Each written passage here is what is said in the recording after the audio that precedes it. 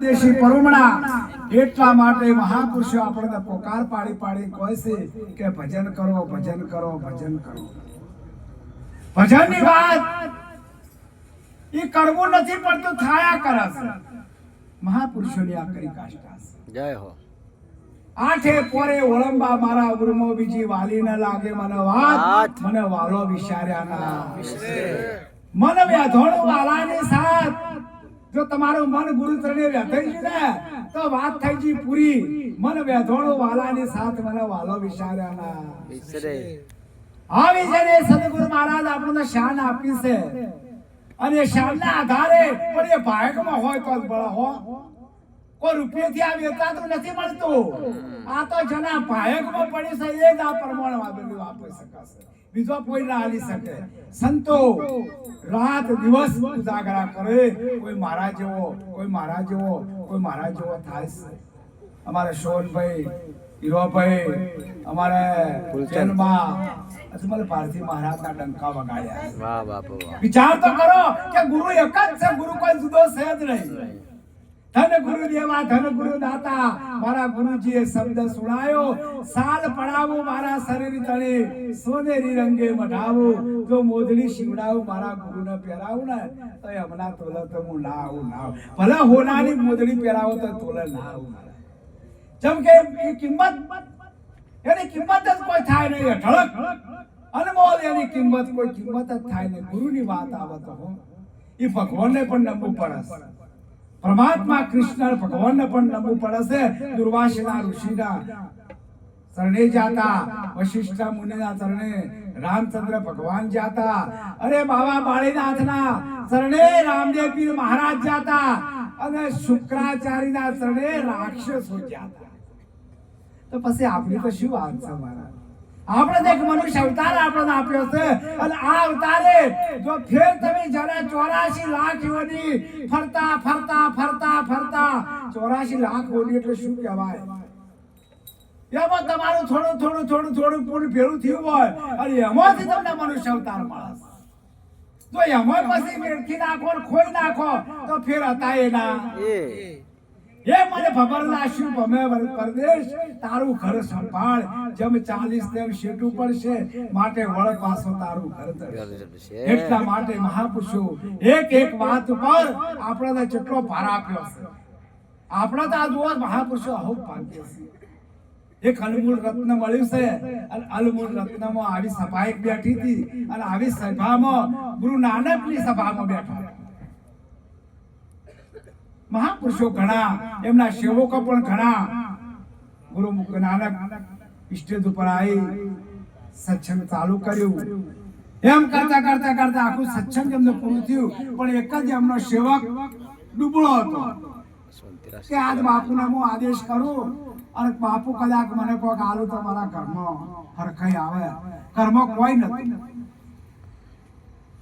તો કે બધા બેરે જ્યાં તું કેમ બેટા બેહી ગયો કે બાપુ તમે તો તનકી જોણો મનકી જોણો જોણો અંતરની ચોરી. તમારી સિપાહી ક્યાં સુધી રહેશે એના હાથેની દોરી.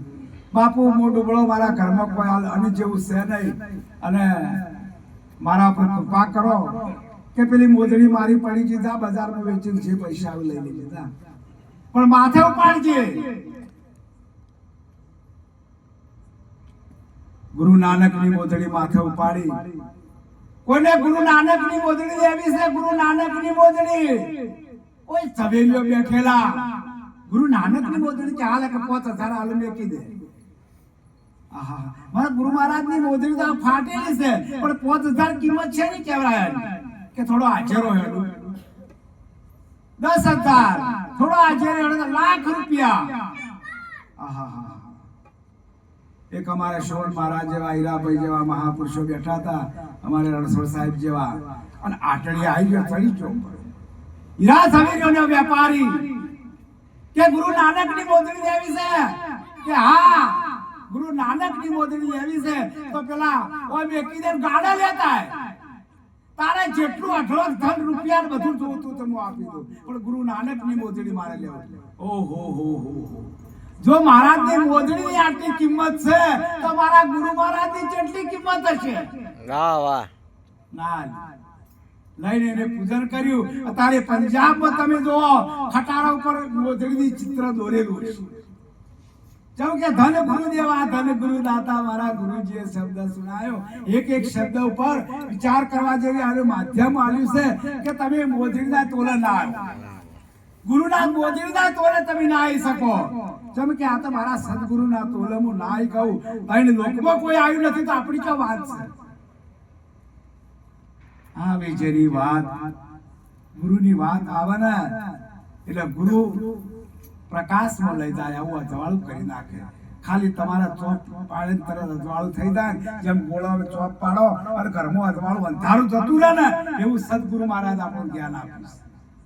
જો સમજણ પડી હોય તો, અને કોઈ માગવા પડું છે જ નહીં, આપી દીધું છે અનમોલ. આવી જેની કિંમત આ મરતું નથી, જલમતું નથી, આવતું નથી, જાતો નથી, તો આ સંતામાં કોઈ જ નથી. અમારી દ્રષ્ટિમાં ચોઈ છે ને ચત્રાતરમાં વ્યાપક છે. એ પરમાત્માનો અંશ છે એટલે ચત્રાતરમાં એ વ્યાપક છે. ચોઈ જાવા આપવા વાળી છે જ નહીં. જેમ કે જગ્યા જ નથી ચો જોતો. તમારી દ્રષ્ટિમાં બધું હોતું કે જતા રહ્યા પણ નથી જ. એ મહાપુરુષ વૈકણ છે ચોય અવતાર તમારો લુણા સંબંધ પડ્યો છે, તમારું સજીવકરણ પડ્યું છે તો ચોક અવતાર લઈ ચૂક્યા છે. આ તો કે 12 દાડા નેવોમ રોય ગુરુ આ પુસ્તકમાં છે. આપણે 12 દાડા નેવોમ રોય.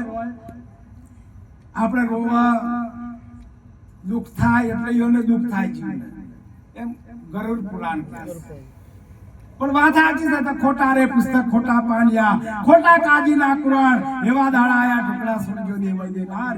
આપણા ગુરુએ અગમ પાક્યું, જૂઠું નથી લગાર, લખ્યા પોખ્યા સુંદનાર સાથે અર્જુન ને ભીમ. એવી મહાપુરુષે આપણે વાત કરી છે. એટલે તમે તો જાવા આપવાની વાત જ નથી. જનની નથી જન્મ લ્યો, નિવૃત્ત તેની નાયો, વિના ધરણીએ પાવ ધર્યો તો વિના ધૂળે તપ લગાયો, એ કબીર સામે અસવણ ગળતાયો. આવી જેની મહાપુરુષે આપણે શાન કરી છે. તમે જોઈ ના જો જોય આવતો. કેમ કે આ પંચભૂતનું પુતળું બન્યું છે, એમાં વાયુ, પૃથ્વી, તેજ, અગ્નિ, જળ આ વનું બન્યું છે. એમાં મળી જવાનું છે.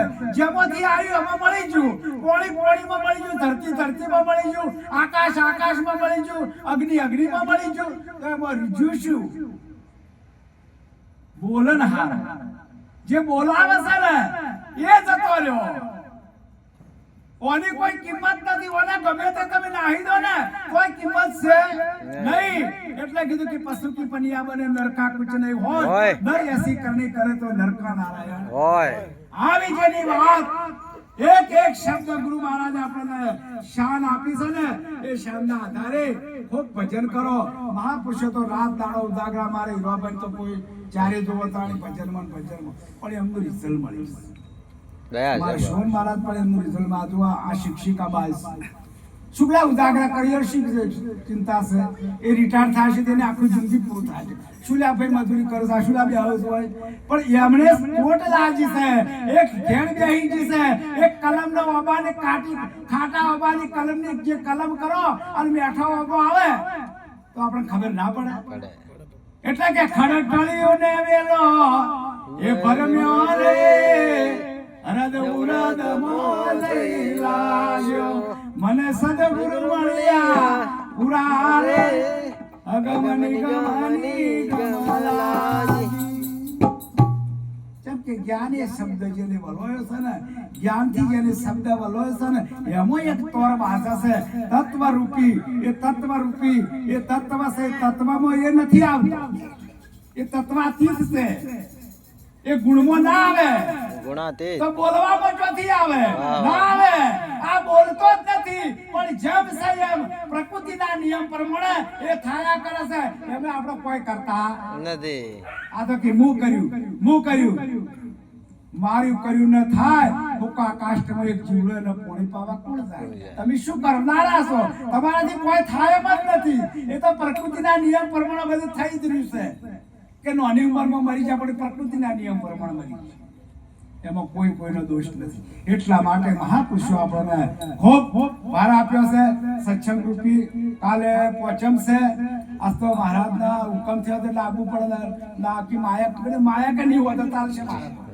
એવું કે મારો એડો નહીં.